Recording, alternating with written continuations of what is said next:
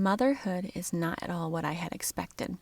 I'm sure I'm not the only one who can say that. And if we were to survey 100 mothers, I would put money on most of them confirming that they may have been caught off guard by some aspect or some challenge that mothers face. Because honestly, you never truly know what it's like to be a mother until you are one. You can imagine all you'd like. You can hear about it from closest friends and even look after and care for children that are not yours regularly. But until you are the sole provider of love, care, and all things safety for a living, breathing child, you just can't know. I'm sure I'll ruffle some feathers with that statement, and so be it. Motherhood has stretched me in ways I didn't know were possible. I thought I was pretty tough before kids, but I am downright Herculean now. The amount of pressure I can handle is unimaginable to most people. And I would be lying if I said there are times that the idea of completely checking out sounds so good to my overstuffed brain and aching lower back. But I don't, and I won't. There was a time about a year or so ago I was watching a video from one of my favorite creators. I had followed her for years, since I was pregnant with my first. Her content was familiar, comfortable, funny, and relatable. This particular video was one of her usual ones, poking fun at some aspect of motherhood. Seemingly lighthearted, it was meant to resonate with her target audience, me. And at first it did. And then I swiped over to her stories, and she was complaining about her kids and how much they were getting on her nerves, how exhausted she was and overstimulated, how done she felt. None of this was new. I had seen this content like 100 times before, and definitely from her. But this time, something shifted in me. I felt my disposition change. I wasn't angry or judgmental, but almost uncomfortable. I remember thinking, why does this feel wrong? Why does this kind of feel icky? And then the questions started coming, slowly but very clearly to me. Why am I consuming this? Is this how I want to think about motherhood? Is this how I want to feel about my own children? And I knew the answer before I even finished. 1,000 times no. This wasn't how I wanted to see motherhood, and it wasn't how I wanted to show up in it. And I didn't know it then, but that moment was defining in my journey to becoming more biblical in motherhood, because it forced me to confront something I had quietly accepted for a long time. Somewhere along the way, just getting by had become the tone of motherhood. Not just accepted, but celebrated and laughed at. Average, exhausted, barely holding it together. And I started wondering, when did this become the goal? Today, there is a culture surrounding what I'll call just okay motherhood, and how easily it can pull us all away from showing up in a way Christ calls us to. Motherhood is deeply complex. I'm saying that from 5+ years of experience and still figuring it all out. Some women jump into it headfirst and feel right at home. Others recoil at the association and struggle to connect with their nurturing side. That spectrum is real and so much more vast than I can even explain. But what's interesting is that no mom would proudly say, I'm an average mom, and that's my goal. That's what I aspire to be.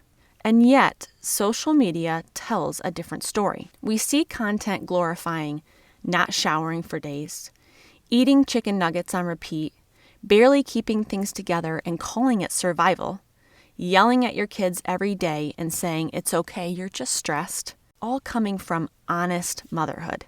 And it's all framed as relatable, as normal, as something we should laugh about and accept and commiserate in. And listen, some of these things are relatable.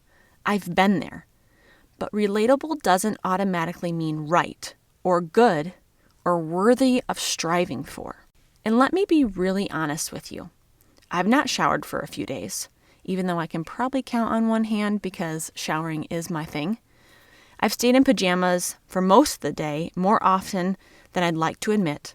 And I've absolutely fed my boys chicken nuggets a couple times a week. This isn't coming from someone who's above it all, but here's the difference for me. Those aren't things I aspire to, or things I want to share in hopes that the mom next to me will justify my less than stellar mom skills. I don't feel fulfilled by just getting by. I don't feel whole when I live in survival mode. And deep down, I don't think most moms do either. A lot of these behaviors aren't joy, they're coping mechanisms. their responses to overwhelm, their behaviors to escape bigger problems. Sometimes the changes we actually need aren't big or loud, and they're not as complex as we make our minds believe. Asking your husband to watch the kids for 10 minutes or so you can shower. Pull a pair of jeans from the dryer, no folding required, and get out of the sweatpants. Grab a pre-seasoned pork tenderloin, pre-cut broccoli, and a pack of rolls to put a healthier dinner on your family's table. Go to bed earlier and get off your phone. These aren't Pinterest perfect solutions. They're small acts of dignity, of stewardship, of showing up for the ones who need you the most, the ones that need your best. And the culture tells us, why bother? Everyone's doing the same thing, but agreement doesn't equal truth. Just because something is common doesn't mean it's good. Just because everyone agrees doesn't make it right. And just because we see it normalized doesn't mean we're called to accept it or to live it. Without Christ, we will slide back into our average tendencies. We can maintain a facade for a while. Busy schedules, packed calendars, control over our children and routines. But underneath it all, we fail without His support. I know this because I lived it. There are nights I just want to slump onto the couch, pour a glass of wine, scroll endlessly, convince myself I deserve this. I've had a really hard day. And sometimes the world agrees with me. But when I'm honest, I'm not escaping to rest.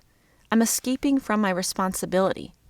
And that escape always costs me connection with my husband, presence with my children, peace in my own spirit, a well-rested mind and body. We all say we want to be more like Christ, but you wouldn't find Him lost in a sea of distraction while the people He loved sat nearby. He was present, intentional, deliberate, sacrificial.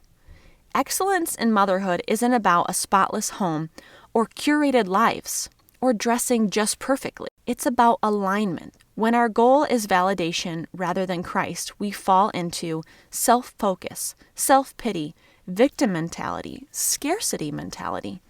And that's not where strength lives. This isn't a call to do everything just so and never mess up or succumb to our own weaknesses. It's not about comparing ourselves or dressing our kids in the perfect color neutral tones. It's about refusing to settle for numbness. Christ doesn't call us to average. He calls us to transformation, not through willpower, but through daily obedience. I want to give you clear action steps you can take today that will help you bust free from the lie that is honest motherhood. 1. Name what you're escaping. Ask yourself, what do I run to at the end of the day? What am I avoiding? Is this rest or escape? Do I feel better immediately after or worse? Awareness is the first step out of mediocre motherhood. 2. Raise the standard quietly. Not for the internet, not for praise. Just ask, what would honoring my role today look like? What is the next right thing I can do? One small choice at a time. 3. Replace validation with scripture. Social media agreement is loud. The word is steady. Even 5 minutes a day realigns your heart. I cannot stress enough how much reading the Bible daily has changed who I am as a wife and mother. 4. Choose presence over numbing. Sit with your husband. Talk even when you're tired. Put your phone down before scrolling pulls you away. Can't think of anything to talk about?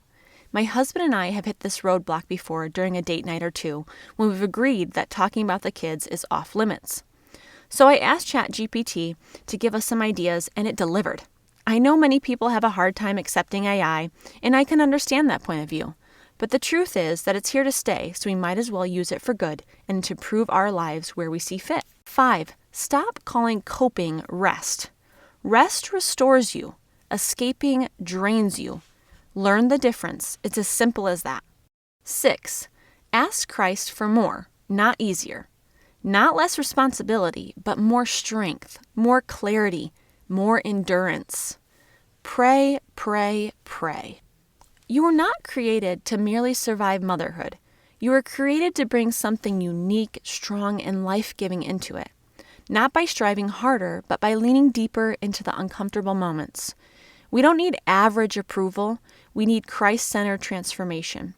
And when we seek Him daily, we don't stay stuck in just getting by. We rise slowly, imperfectly, faithfully into more.